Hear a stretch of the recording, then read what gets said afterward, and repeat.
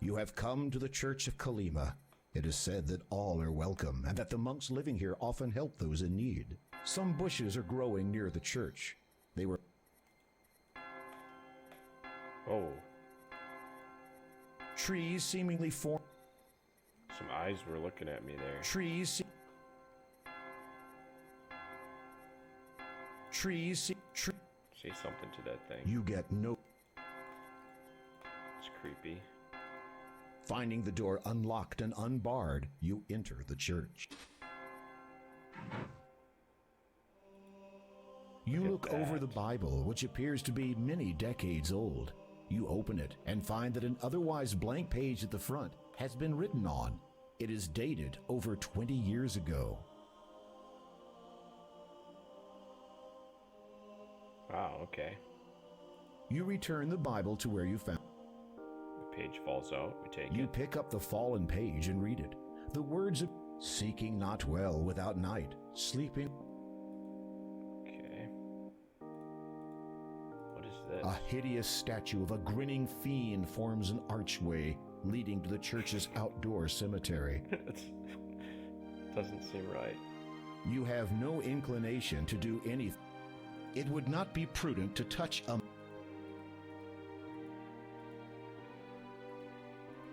This collection box is for money and valuables. Feeling humbled, you kneel down to pray. You rise again after a few moments. The monk stirs. Stand.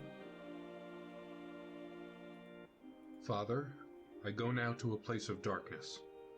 While I am stout of heart, the path laid down before me is unclear.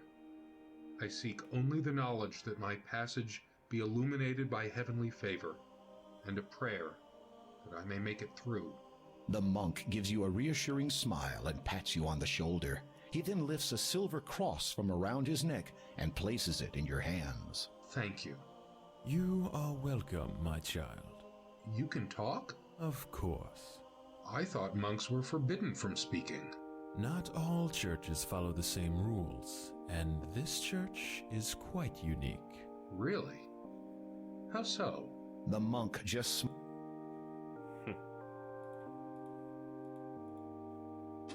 I sense werewolves. Alright. Werewolves? I like what they did here. This... Like with the darkness, it looks nice. Uh-oh.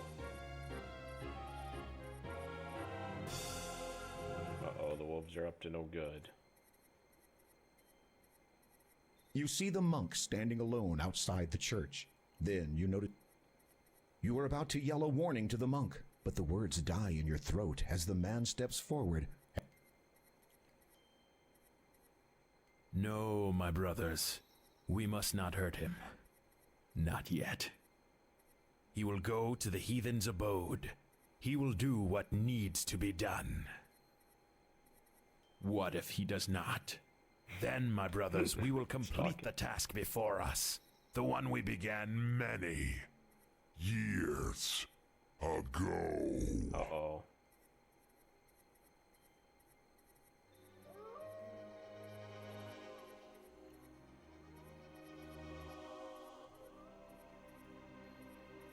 You quickly move away from the church, your heart racing faster with every step.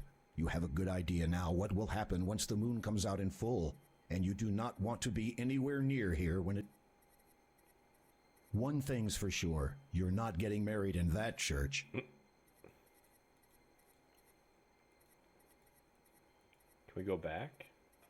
Let's just save here.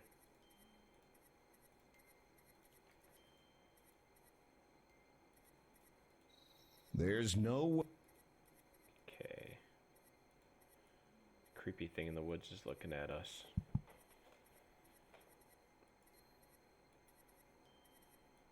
Okay, so we have some loose ends here we definitely have to tie up, and one is grandmother's house.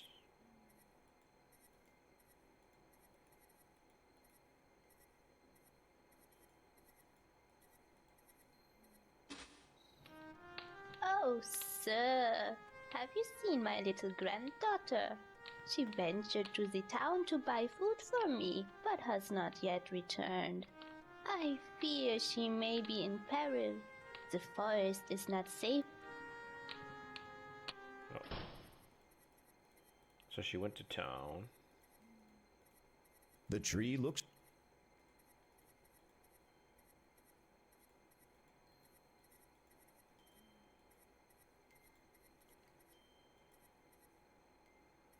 You hear the sound of a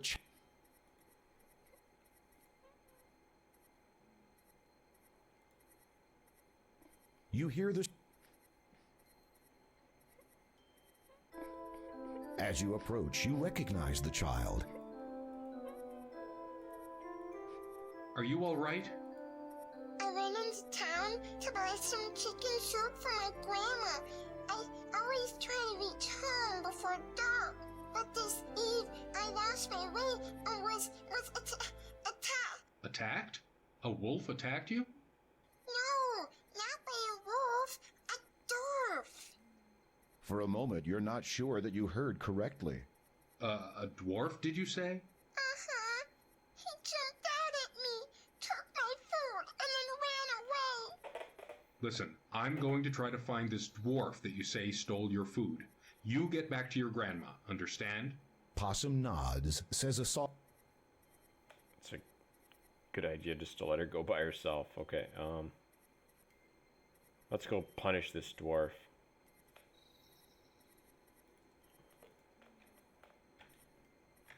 Punish dwarf. Let's get our sword ready, Sir Graham. Brandishing your sword might make you appear an accomplished fighter, but Okay. you rap on the treehouse. No response. It is too narrow to climb. You rap on the treehouse door and wait a moment, but get no response.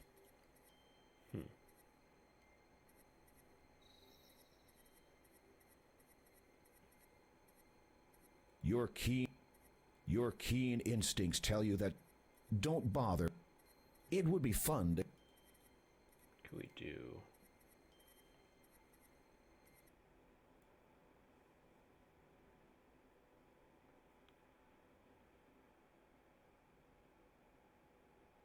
Oh. You rap on the tree.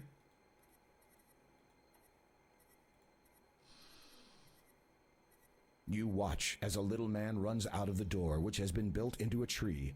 You surmise that you have found the culprit's home. The vague aroma of chicken soup confirms it. That fiend.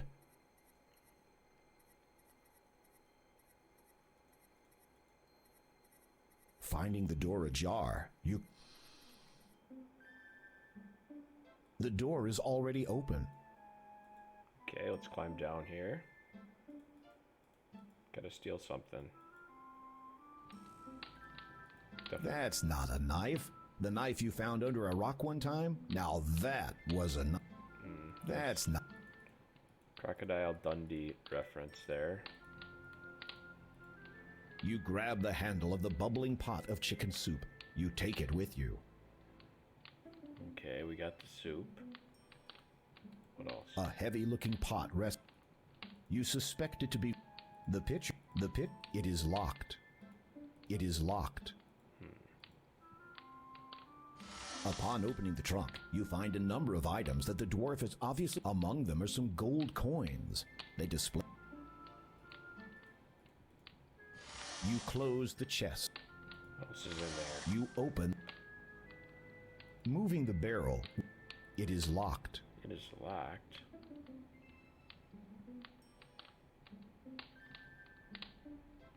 Oh. Well, I guess we can't get in there.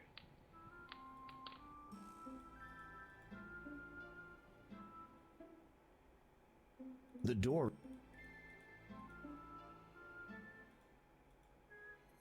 You. Just closes behind us. Jeez.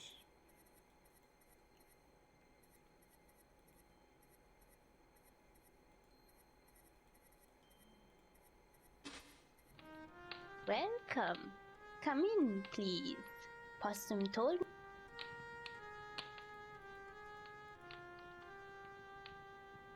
Let's give her the soup.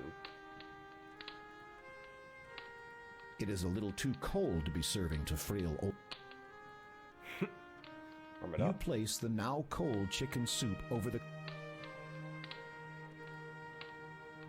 You offer the soup to Possum's grandma, introduce yourself, and wait courteously while. When she is finished, she sets the empty bowl down. If you would like to speak with me for a while, I would welcome your company. A person should never turn away a visitor, especially when she reaches the twilight of her life. You can't help but feel a sense of finality in the old woman's word. You must have something in return for your kindness. You do not need to risk your safety for an old. Look under the bed. You should. What do we find? You peer under the bed and find a thick black cloak. Lying atop it is a beautiful ruby-encrusted ring. I could not possibly take these. Oh, please. I want you to have them. Nights in Kolima are cold. As you wish. Okay. Listen to her sad story. You have a charming young granddaughter. Grandma smiles at you graciously. She is a treasure to me. I would do anything to ensure that no harm comes to her. If I may inquire, what became of her parents? Grandma frowns, and her eyes darken for a moment before she forces a melancholy smile to her face. They were lost to us many years ago. I am afraid dear Possum never really knew her parents. It must have been a daunting task raising a child by yourself, especially at your. At my age? I am certainly not as young as I used to be, and there is no shame in that. I have tried to raise her as best I could, to keep her safe and well. However, I fear that as of late the reverse has become truer. If you please, I was hoping you. The old woman closes her eyes as if. They were my husband's. His family had been rich, a great deal of old money you might say. They lived in that castle you might have seen to the north. Its location upon that island is evidence of how much they valued their privacy. He was a good man, my husband. He took care of me. Certainly he had his strange habits. Most men do, if you would pardon me for saying so. I suspect that he practiced magic, so I could never catch him in the act. He would frequently journey afar, taking that black cloak with him wherever he went, to places he would not talk about. He said that it represented something important to a certain group of people, and that I was never to mention, but he was always there for me, always, until that fateful night. We had been married just over a year, and I was heavy with child. We were both out walking in the weirwood forest late one night. The air was warm, and in our youth we paid little attention to the world and its many dangers. Besides, there was a full moon. We could see clearly enough. A shadow passed over us. We looked up, thinking it might have been a stray cloud. It was not. Descending upon us like a demon was the largest, most hideous bat I had ever seen. Its fangs were bared, and it dove straight for me. I must have screamed. My husband flung himself in front of me to protect me. He swung his arms about frantically in hopes of warding the horrid thing away. Perhaps he was trying to cast a spell, but could not recall how in his panic. It paid him no heed and would not be deterred. It swooped again and again relentlessly. At one point, my husband's hand must have clipped the bat's wing because it lost control and crashed into his shoulder. He tried to wrest the foul creature away, but then he shrieked suddenly. The horrid thing had bitten him. Wow. He never did recover from that incident. He just faded with each passing hour. Within 2 days of the attack, my husband had died. We buried him on his family's plantation on the island. Sometimes when I sleep, I can feel him watching over me, guarding me, protecting me. I think he is waiting for my time to come so we can be together always. The old lady seems to be dozing off. You can... I miss him so. Telling the story has clearly taken a great deal out of her.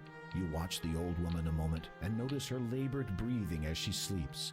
Despite the little girl's tireless daily efforts, perhaps there's nothing more to be done. The elderly lady. Alright, that was kind of sad. Lady's story. Alright. Well. Meanwhile. Sister Agatha, my dear, tell me you have good news. The king has arrived in Kalima, father. That is not what I meant. Yes. Well, he appears to be quite resourceful. It seems his reputation was not totally exaggerated. He's still alive? For now, but that will change soon, I think. The king has discovered that one of the gems he seeks is in the possession of a colleague of ours. Do you remember? Kaldor. Yes. Is he still trustworthy? Totally. Still sharp, and there's no questioning his loyalty. My humblest apologies, father, but would it not have been simpler for you to have dealt with Graham personally? Fool! Imagine the ensuing chaos where Daventry's king murdered in his own land. How then would I be able to search for the item? I see. Failure is not an option. Understood, father. Keep me informed, preferably of good King Graham's death.